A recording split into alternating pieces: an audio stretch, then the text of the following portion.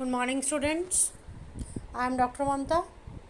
Today we are going to discuss about the nutrition in plants. Nutrition in plants, chapter 1st of class 7th. So, let us discuss. The first topic is food. मैंने ये जो slides prepare की हैं आपके लिए, ये मैंने NCERT की बुक से प्रिपेयर की हैं, तो आपको कोई डिफ़िकल्टी नहीं होगी इन स्लाइड्स को रीड करने में.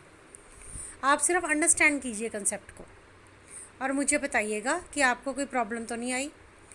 सो फूड क्या होता है? Food is essential for all living organisms. हम सबको मालूम है कि फूड जो है सभी लिविंग ऑर्गेनिजम्स के लिए एसेंशियल है, because it is needed to get energy. Why food is required? Because it is needed to get energy. अब क्वेश्चन नेक्स्ट आता है हमारा कि what are the components of food. जब फूड के बारे में पता लग गया कि it is needed to get energy, तो second question comes that what are the components of food. Carbohydrates, proteins. Look at the picture also. Carbohydrates, proteins, fats, minerals and vitamins. These are essential components of food. तो ये सब क्या हैं? essential components हैं food के. तो आपको जो क्वेश्चन आएगा वो आएगा कंपोनेंट्स ऑफ फूड कौन से होते हैं.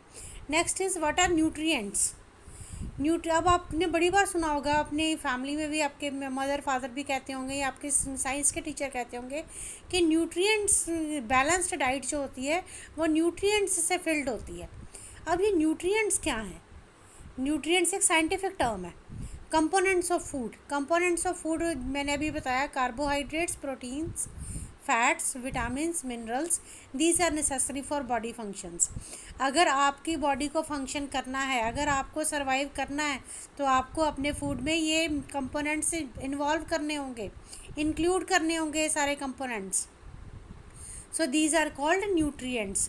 तो दो क्वेश्चंस बनते हैं. First question is what are the components of food.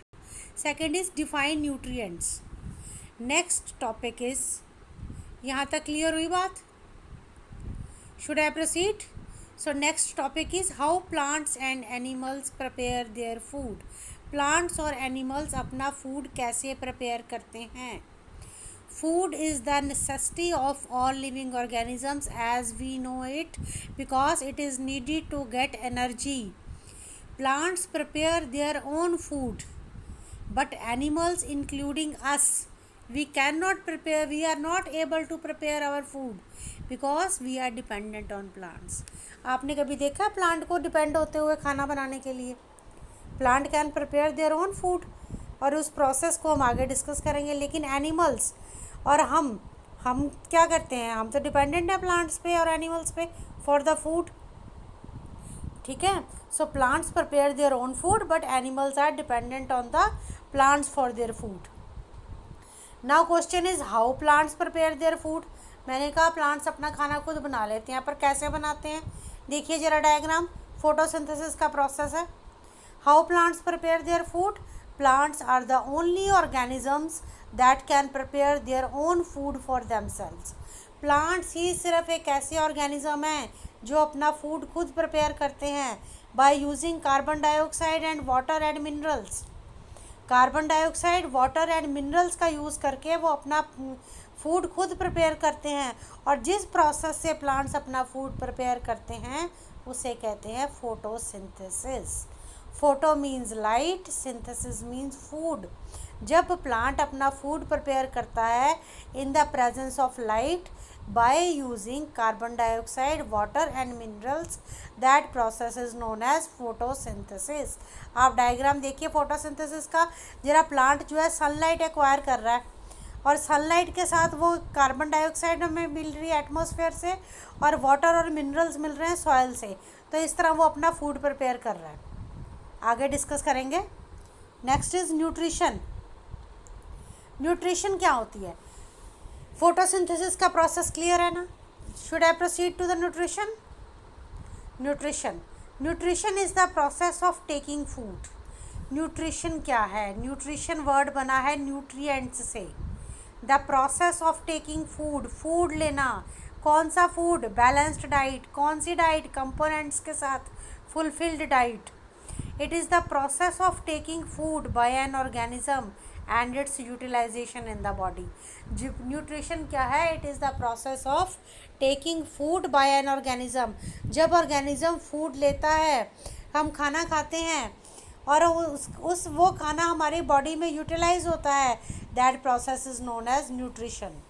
और the mode of nutrition in which the organisms the mode of nutrition in which the organisms make food themselves from simple substances are called autotrophs.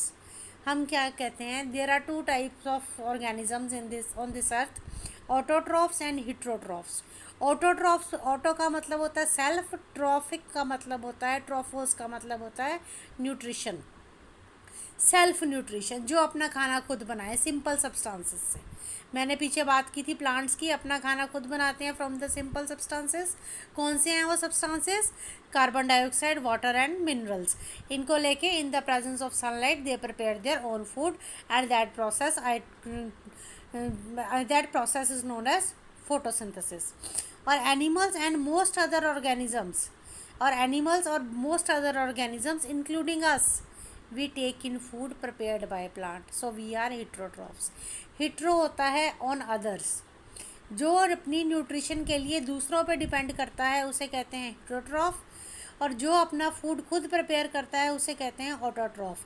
So there are two type of organisms, autotrophic organism, heterotrophic organisms. Autotrophic organisms are those which prepare their own food by themselves only, and heterotrophic are those which are dependent on others for food. Clear? So next question is where the food factories of plant are located. अब आपका question होना चाहिए कि ma'am आप कह रहे हो कि फूड बनता है, प्लांट्स अपना खाना खुद बनाते हैं, तो प्लांट्स का खाना कहाँ पे बनता है? रूट में, स्टेम में, लीफ में, कहाँ पे बनता है? टिप्स पे बनता है, कहाँ बनता है? तो कहाँ पे फूड प्रिपेयर होता है? तो फूड फैक्ट्रीज कौन से हैं? प्लांट्स के leaves. Plants prepare their food in leaves. How? We will discuss. How do plants obtain the raw materials from the surroundings? Plants जो है वो कैसे रॉ मटेरियल्स ऑब्टेन करते हैं सराउंडिंग से? रॉ मटेरियल्स कौन से होते हैं? Simple substances which are used in the process of photosynthesis. मैंने फोटोसिंथेसिस अभी डिस्कस किया है. फोटोसिंथेसिस प्लांट्स जो अपना फूड प्रिपेयर करते हैं, और रॉ मटेरियल्स कौन से हैं उसके? Carbon dioxide and water. These are the raw materials used. Carbon dioxide and water. Plant carbon dioxide कहाँ से लेगा अपना खाना बनाने के लिए? एटमॉस्फेयर से. और वाटर कहाँ से लेगा? सॉइल से. कार्बन डाइऑक्साइड एंड वाटर दोनों मिलके क्या करते हैं? प्लांट जो है in the presence of sunlight अपना फूड प्रिपेयर करता है. Is it clear? Leaves the food factories. कहता है leaves are the food factories of plants. Leaves में ही फूड हम कहते हैं ना, जहाँ पे कोई चीज़ की मैन्युफैक्चरिंग हो वो फैक्ट्री होती है. तो लीव्स क्या है? फूड फैक्ट्रीज है प्लांट्स की. तो therefore all raw material must reach the leaf. तो जितना भी रॉ मटेरियल है it must reach the leaf. तो कहने का मतलब ये हुआ कि वाटर और कार्बन डाइऑक्साइड लीफ में पहुँचने चाहिए, तभी वो फूड बनाएगा. Water and minerals present in the soil, they are absorbed by roots and are transported to the leaves. तो जो वाटर और मिनरल्स हैं they are absorbed by the roots from the soil. Soil से water और minerals कैसे absorb होंगे? Roots के through absorb होंगे, and they are reached to the leaves. Diagram में इसीलिए सिर्फ लीफ का डायग्राम है कि leaves are the food factories. Is it clear? कहीं कोई प्रॉब्लम आ रही हो मुझे कमेंट सेक्शन में लिख देना. I will improve it for you because I want to make video that should be informative for you. Stomata.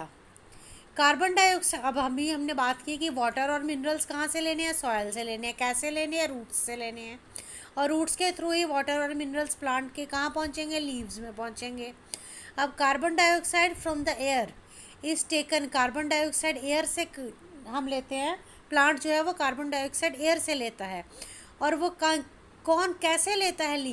Leaf में अगर आप माइक्रोस्कोपिक स्ट्रक्चर देखें ना लीफ का, तो आप डायग्राम में देखो तो लीफ के अंदर ना एक बीन शेप्ड, किडनी के बीन शेप्ड सेल्स प्रेजेंट होते हैं. उन्हें हम कहते हैं गार्ड सेल्स. ये होते हैं, इसको कहते हैं, स्ट्रक्चर को कहते हैं स्टोमेटा. लीफ के अंदर एक स्ट्रक्चर प्रेजेंट होता है which is known as stomata. और ये स्ट्रक्चर जो है ये टाइनी पोर्स की फॉर्म में प्रेजेंट होता है. इन्हीं टाइनी पोर्स के थ्रू जो है कार्बन डाइऑक्साइड जो है it get entrapped in the leaves. जो लीव्स हैं कार्बन डाइऑक्साइड कैसे लेते हैं? Through the structures known as stomata. Stomata क्या होते हैं? टाइनी पोर्स, बिल्कुल छोटे छोटे माइन्यूट पोर्स होते हैं which are present on the leaves. तो इन पोर्स, ये जो पोर्स हैं they are surrounded by guard cells. अब ये जो पोर है ना बीच में रेड कलर का जो आपको नज़र आ रहा है, ये एक पोर है और ये सराउंडेड है गार्ड सेल्स के साथ। तो इन पोर्स को हम कहते हैं स्टोमेटा। नेक्स्ट है वाटर और मिनरल्स कैसे ट्रांसपोर्ट होते हैं। अब आपने तो मैम ये कह दिया कि वाटर और मिनरल्स जो है ना वो रूट्स अब्जॉर्ब कर लेती हैं और वो लीव्स तक पहुंच जाते हैं, पर रूट्स अब्जॉर्ब करके कैसे वो जाते होंगे? ट्यूब लाइक स्ट्रक्चर्स प्रेजेंट है। ट्यूब लाइक स्ट्रक्चर्स प्रेजेंट है स्टेम के अंदर, उन्हें कहते हैं वेसल्स। ये देखिए ट्यूब लाइक स्ट्रक्चर्स का डायग्राम मैंने दिया है। So these are the vessels. तो कॉन्टीन्यूअस पाथ बनाते हैं और the passage for the transport of nutrients. Next is the green pigment chlorophyll. अब लीव्स देखिए, वाटर एंड मिनरल्स रूट्स से मिल गया, वेसल्स के थ्रू लीव्स में पहुंच गया, कार्बन डाइऑक्साइड स्टोमेटा से आ गई। अब एक चीज़ की रिक्वायरमेंट है, एक चीज़ की कमी रह गई, वो है क्लोरोफिल पिगमेंट की। Leaves have a green pigment called chlorophyll. Leaves में ग्रीन पिगमेंट होती है क्लोरोफिल, इसी के कारण लीव्स का कलर ग्रीन होता है। It helps the leaves to capture the energy of sunlight. It helps the leaves to capture the energy of sunlight. ये हेल्प करती है लीव्स को ताकि वो सनलाइट को कैप्चर करें। जो लीव का कलर है green, that is due to the presence of chlorophyll pigment. और क्लोरोफिल पिगमेंट जो है that is responsible for the capturing of sunlight. So next is, अब जब ये सारी चीज़ें हमने कलेक्ट कर ली तो जो प्रोसेस आया वो आया photosynthesis. The energy is used to synthesise food. मतलब क्या है कि जो क्लोरोफिल पिगमेंट है वो हेल्प करती है लीव्स को to capture the sunlight, capture the energy of sunlight. तो वो जो एनर्जी है that is used to synthesise food. तो डेफिनेशन फोटोसिंथेसिस की अब जाके कंप्लीट हुई कि the process by which plants take in carbon dioxide and water in the presence of sunlight and chlorophyll pigment and prepare their own food। अगर आपको ये informative लगा हो, आपको लगा हो कि आपके कंसेप्ट्स क्लियर हो रहे हैं, तो इसको लाइक शेयर और कमेंट्स प्लीज़ ज़रूर कीजिएगा, कुछ भी लाइकिंग डिसलाइकिंग हो, और इसको मेरे चैनल को सब्सक्राइब कीजिएगा अगर आपको इन्फॉर्मेटिव लगे तो। Thank you very much.